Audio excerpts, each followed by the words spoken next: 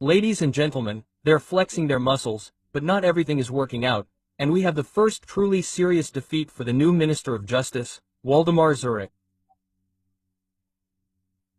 At the beginning of his mission, shortly after assuming the position of Minister of Justice, Waldemar Żurek addressed journalists at a press conference and said that he had dismissed 46 court presidents and vice presidents in Poland, and that we were starting to hold them accountable, we were starting to make changes, we were starting to address what Minister Bodnar failed to do.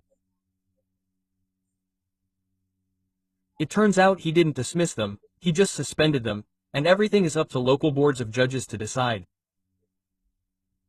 And these local boards of judges, dear viewers, are already giving Waldemar Żurek a hard time.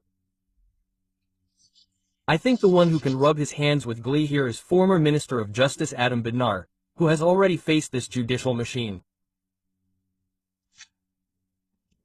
He failed at times, and he often failed in the prosecutor's office, and Waldemar Żurek may fail, but apparently he has nothing to lose, so he'll try very hard to fight.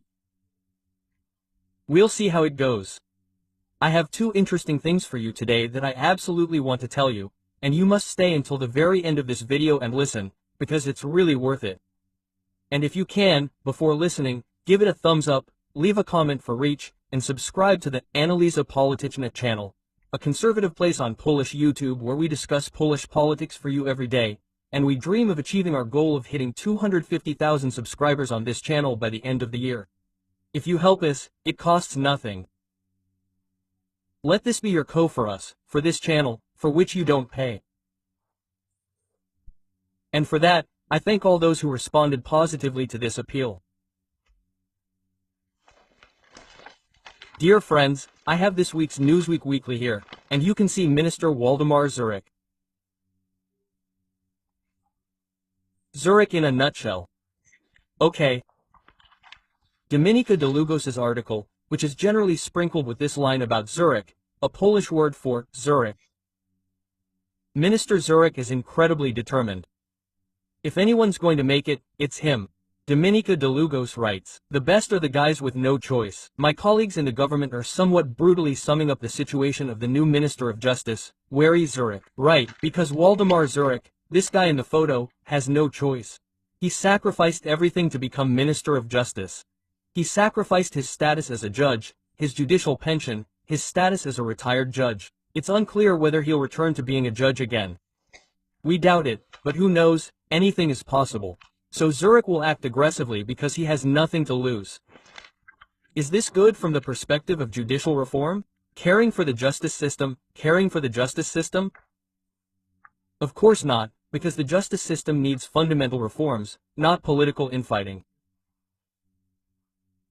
Well, as I mentioned in the introduction, Waldemar Żurek, at the very beginning, the council is firing these judges, these presiding judges, including, for example, and suspending them, because let's emphasize this. Waldemar Żurek said he suspended, but he fired, but he suspended, and the president of, and the court in Silesia, in Katowice, the president who is the wife of the president of the Constitutional Tribunal, Bogdan Słakowski, a female judge, a president who has 3 months left in her term. Why suspend someone like that? In what manner? For what purpose? For what? To exact political revenge. This is absurd. This is causing chaos in the justice system. But as I mentioned, Żurek said he dismissed, but in reality, he suspended, and everything is decided by local judicial boards, and he's already been slammed here. And we'll even read about it here in Newsweek. Yes. The court in Gdańsk refuses to abide by the decision of the new justice minister. That's right, my dears. Listen. The district court board issued a negative opinion on Minister Żurek's motion to dismiss the presidents of the local courts. And so it happened. So, Judge Waldemar Żurek has already failed twice in Gdańsk. If there are more such defeats, people will start asking questions. But how? He was supposed to be tougher. Surely, it was supposed to be tougher. There were supposed to be changes. And yet, what? Will it be like under Bodnar? It could be. Ladies and gentlemen, it could be. So, the first defeat in the courts. We're waiting for more, but we still have the prosecutor's office. Waldemar Żurek says that PiS supporters are hidden everywhere in the prosecutor's office. What? That they illegally took over the prosecutor's office. They don't think about that. For Waldemar Żurek, for example, the Act on the National Council of the Judiciary, KRS, which went through the entire legislative process and is consistent with the Polish constitution. No one has challenged it here, as far as the Constitutional Tribunal is concerned. It's just that it's being reviewed and deemed unconstitutional, or so it is reviewed by international tribunals, but no one in Poland has done that. Waldemar Żurek says the National Council of the Judiciary is illegal, but the prosecutor's office is legal for Waldemar Żurek. It's true that the Supreme Court ruled it illegal, that it was illegally taken over, but as you can see, this coalition likes to construct political myths, including legal myths, and cling to them. So, in the prosecutor's office, even the one we consider illegal, but Żurek considers legal, there are Ziobro supporters. Buried Ziobro supporters, because, you know, someone entered the profession and became a prosecutor, and it just so happened that they worked in the prosecutor's office or began their career when Zbigniew Ziobro was prosecutor general. God forbid, they got a promotion, a Ziobro supporter. And now we have to bury those Ziobro supporters. And so, the prosecutor's office of Żurek and Bodnar operates, so I have the Gazeta Polska Zian, Polish daily newspaper, here. It's a great daily, I learn a lot from it. It's really, really great. And here we have this article, ladies and gentlemen. Lawless, ineffective, not the National Prosecutor's Office. Yes, the court crushed the actions of Bodnar and Żurek's men.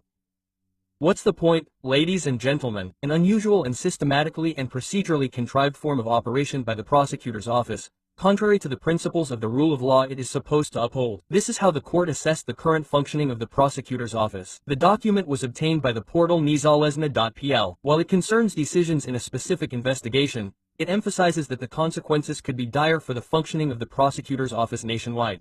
The court also discovered how potential loopholes were sought. According to the court, such a situation is grossly unacceptable from the perspective of protecting constitutional rights and freedoms. Another court is attacking a prosecutor's office headed by politicians.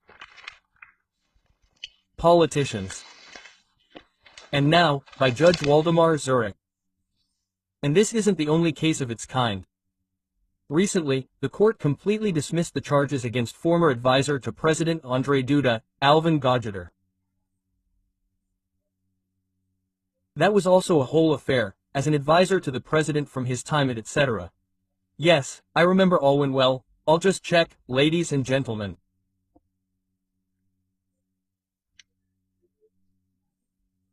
Yes, he worked at ITD in the inspectorate, the Chief Inspectorate of Road Transport. There were allegations, disclosing some classified information, some documents. Later, Mr. Alwin Godjuter served as Minister of Infrastructure in Mateusz Morawiecki's third government for 2 weeks. Later, he became an advisor to President Andrzej Duda. Then the charges were brought against him, and, my dears, the court had to dismiss all these matters and the prosecutor's charges in 15 minutes. It was a circus, a charade, and so much for the pomp and circumstance, so much for the charges against Mr. Alvin Godjuter. Well, my dears, will Waldemar Żurek suffer further defeats? We will certainly be watching this. Everyone is watching Żurek's situation, his actions. Will he fail here, or will he continue? Because, as Dominika Dlugos points out in Newsweek, he has nothing to lose. A very interesting case that could influence the outcome of the next parliamentary elections. We'll be following it. See you then. Yeah.